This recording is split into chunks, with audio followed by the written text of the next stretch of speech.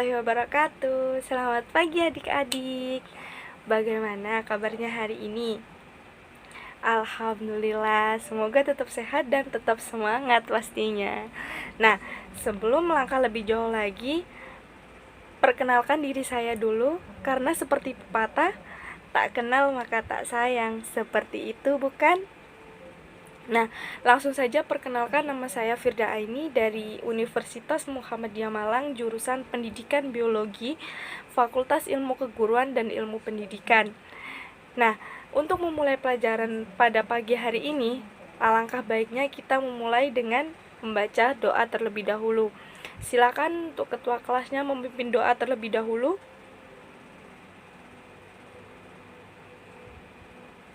Selesai. Terima kasih. Nah, sebelum memulai pelajaran, memasuki materi maksud saya ingin bertanya dulu kepada adik-adik semua yang ada di sini. Apakah ada yang mengetahui materi apa yang akan kita pelajari hari ini? Ya, benar sekali. Materi yang akan kita pelajari hari ini yaitu makanan sebagai sumber energi. Mengapa sih kita dapat beraktivitas setiap harinya? Ya, benar. Kita dapat beraktivitas itu karena adanya energi dalam tubuh kita. Dari mana sih asalnya energi itu? Ada yang tahu?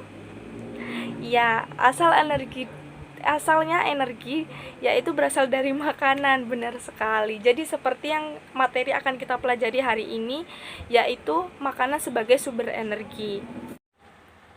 Nah, di sini kompetensi dasar yang kita pelajari yaitu ada 3.5, di mana 3.5 ini menganalisis konsep energi, berbagai sumber energi, dan perubahan bentuk energi dalam kehidupan sehari-hari. Dengan pasangannya 4.5 yaitu menyajikan hasil penyelidikan tentang perubahan bentuk energi dan pemanfaatan sumber energi dalam kehidupan sehari-hari. Nah, adapun tujuan pembelajaran yang akan kita pelajari pada pagi hari ini terdapat 4 poin, di mana poin pertama, melalui kegiatan pemaparan materi dan mengamati gambar yang berada di PPT, siswa mampu menjelaskan makanan sebagai sumber energi. Poin yang kedua, melalui kegiatan mengamati gambar proses metabolisme, siswa mampu membedakan metabolisme karbohidrat, protein, dan lemak. Poin yang ketiga, melalui kegiatan mengamati gambar metabolisme sel, siswa mampu membedakan reaksi anabolisme dan katabolisme. Poin yang keempat yang terakhir, melalui kegiatan mengamati video metabolisme, siswa mampu menyajikan urutan proses perubahan bentuk energi di dalam tubuh. Nah, selanjutnya kita beralih ke definisi dan fungsi makanan.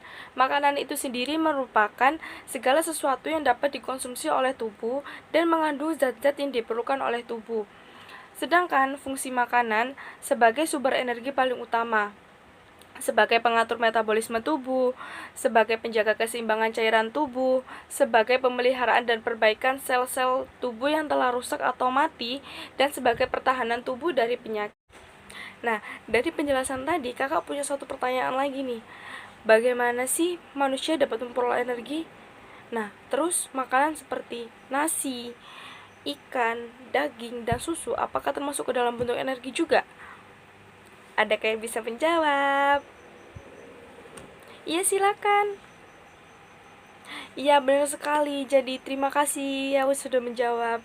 Jadi, energi tubuh manusia itu berasal dari makanan yang kita konsumsi setiap harinya. Jadi kalau manusia tidak mengkonsumsi makanan, berarti manusia itu tidak akan memiliki energi dan tidak bisa beraktivitas. Terus makanan seperti nasi, daging, ikan, dan susu itu merupakan bentuk dalam energi, karena zat makanan tersebut masuk ke dalam komponen karbohidrat, protein, dan lemak yang dibutuhkan oleh tubuh. Nah, selanjutnya ada piramida porsi zat makanan yang dibutuhkan oleh tubuh manusia setiap harinya. Posisi paling bawah atau yang paling banyak ditempati karbohidrat yang membutuhkan 3-8 porsi setiap harinya. Terus yang posisi kedua ada sayuran dan buah-buahan. Buah-buahan menempati posisi utama, yaitu diperlukan 3-5 porsi, sedangkan sayuran 2-3 porsi. Di posisi ketiga ada sumber protein nabati dan sumber protein hewani yang masing-masing seimbang dengan dibutuhkan 2-3 porsi setiap harinya. Dan yang paling terakhir atau yang paling ujung di segitiga porsi zat makanan itu ada garam, gula, lemak, dan minyak yang harus dibatasi oleh manusia karena tidak baik untuk kesehatan. Selanjutnya ada fungsi makanan sebagai sumber energi. Makanan itu sendiri merupakan sumber energi bagi manusia yang digunakan untuk melakukan aktivitas sehari-hari. Contohnya seperti kita dapat berolahraga, kita belajar, terus kita berenang, kita bersepeda, dan aktivitas lainnya. Kita membutuhkan makanan sebagai sumber energi. Makanan diperlukan tubuh sebagai sumber energi dengan asupan yang cukup. Kita dapat melakukan berbagai aktivitas sehari-hari. Zat makanan yang berperan sebagai sumber energi meliputi karbohidrat, lemak, dan protein. Selanjutnya, apakah ada yang tahu apa yang dialami oleh anak pada gambar ini? Ya, benar sekali, anak ini mengalami malnutrisi. Apa sih penyebabnya malnutrisi itu? Ya, malnutrisi itu disebabkan karena kondisi gizi yang tidak seimbang. Malnutrisi ini tidak hanya mengacu pada kondisi kekurangan asupan makanan saja. Pola makanan yang sehat dan gizi yang seimbang merupakan penyebab paling umum kurang gizi pada anak. Malnutrisi pada anak-anak ini tidak hanya menyebabkan masalah kesehatan dalam jangka panjang saja, melainkan juga berdampak pada pendidikan dan masa depan mereka. Oleh sebab itu, kenapa tubuh kita harus mengkonsumsi asupan makanan itu yang cukup dan baik, gitu. Nah, selanjutnya ada karbohidrat. Karbohidrat tadi menduduki posisi paling bawah dan posisi paling besar yang dibutuhkan oleh tubuh dalam segitiga porsi makanan yang dibutuhkan oleh tubuh setiap harinya. Karena karbohidrat ini merupakan senyawa kimia yang mengandung unsur-unsur karbon. Bahan-bahan makanan yang mengandung karbohidrat itu contohnya beras, jagung, kentang, umbi-umbian, dan buah-buahan yang rasanya manis. Karbohidrat berperan sebagai sumber energi. Dan tahukah kalian 1 gram karbohidrat setara dengan 4 kg kalori yang dibutuhkan oleh tubuh setiap harinya. Selanjutnya dari karbohidrat ada protein. Protein ini merupakan senyawa kimia yang mengandung unsur C, H, O, dan N. Kadang juga mengandung unsur P dan S. Pada protein hewani, bahan makanan yang mengandung banyak protein itu ada daging, ikan, telur, susu, dan keju. Sedangkan pada protein nabati yang banyak mengandung protein itu ada kacang-kacangan, tahu, tempe, dan gandum. Fungsi protein sendiri itu sebagai sumber energi, pembangun sel jaringan tubuh sebagai perbaikan dan perawatan, pembentukan hormon, serta pembentukan enzim. Nah, selanjutnya setelah dari protein kita beralih ke lemak. Lemak itu sendiri merupakan senyawa kimia yang mengandung unsur C, H, dan O. Peran lemak sendiri menyediakan 9 gram per kalori setiap harinya di dalam tubuh, melarutkan vitamin A, D, E, K, serta menyediakan asam lemak esensial bagi tubuh manusia. Nah, lemak sendiri ini dianggap berbahaya bagi kesehatan semenjak adanya penelitian yang menunjukkan adanya hubungan kematian akibat penyakit jantung koroner dengan banyaknya konsumsi lemak dan kadar lemak di dalam darah manusia. Nah, selanjutnya kita beralih ke bahan-bahan makanan yang mengandung banyak lemak. Bahan makanan yang berasal dari hewan atau yang disebut dengan lemak hewani meliputi keju, susu, daging, kuning telur, daging ayam, daging sapi, daging kambing, dan daging bebek. Sedangkan bahan makanan yang berasal dari tumbuhan atau yang biasa disebut dengan lemak nabati meliputi kelapa, kemiri, kacang-kacangan, dan buah alpukat. Nah, selanjutnya ada fungsi lemak. Fungsi lemak itu antara lain yang paling utama sebagai sumber energi, karena 1 gram lemak itu sama dengan 9 kg kalori yang dibutuhkan oleh tubuh kita. Sebagai pelarut vitamin A, D, E, dan K, terus sebagai pelindung organ-organ tubuh yang penting, dan sebagai pelindung tubuh dari suhu yang rendah. Nah, setelah kita mengetahui zat-zat yang terkandung dalam makanan, nah kita beralih ke metabolisme. Metabolisme sendiri itu merupakan proses kimia yang terjadi di dalam tubuh makhluk hidup. Proses metabolisme merupakan pertukaran zat atau organisme dengan lingkungannya. Dalam tubuh ada 3 proses metabolisme yang utama, yaitu metabolisme karbohidrat, metabolisme protein, dan metabolisme lemak. Dalam setiap tubuh makhluk hidup terjadi suatu proses kimia. Proses tersebut dinamakan dengan proses anabolisme dan proses katabolisme. Reaksi kimia ini bertujuan untuk mengubah dan menggunakan senyawa kimia di sekitar untuk mempertahankan hidup. Anabolisme adalah kebalikan dari katabolisme. Katabolisme terjadi ketika reaksi kimia mengurai senyawa kompleks menjadi senyawa sederhana dengan cara mengambil elektronnya untuk menghasilkan energi supaya sel dapat bekerja. Sedangkan anabolisme terjadi ketika reaksi kimia yang menyusun senyawa sederhana menjadi senyawa kompleks untuk membangun tubuh. Nah, setelah penjelasan yang sudah kakak jelaskan tadi, kakak mempunyai satu video mengenai tentang metabolisme sel. Kita lihat sama-sama yuk videonya.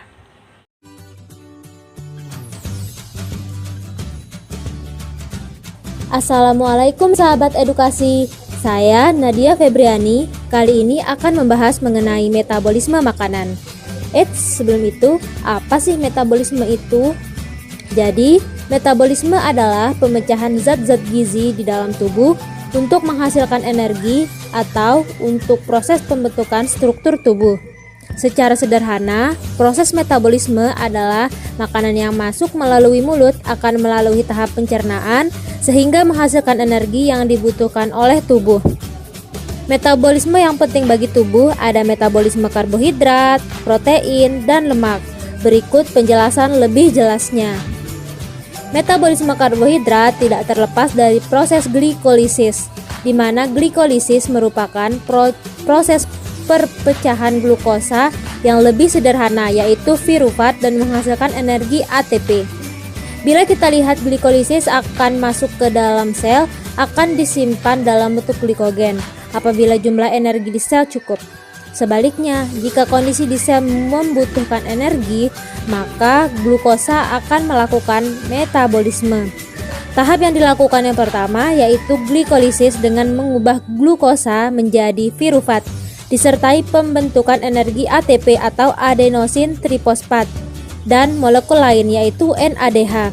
Apabila oksigen tersedia, hasil glikolisis akan masuk ke mitokondria untuk mengalami proses dekarboksilasi oksidatif, menghasilkan asetil koenzim A.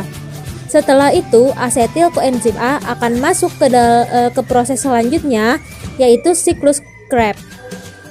Produk metabolisme berupa elektron berenergi tinggi yang dibawa oleh NADH dan FADH2 akan diproses lebih lanjut menghasilkan fosforilasi oksidatif.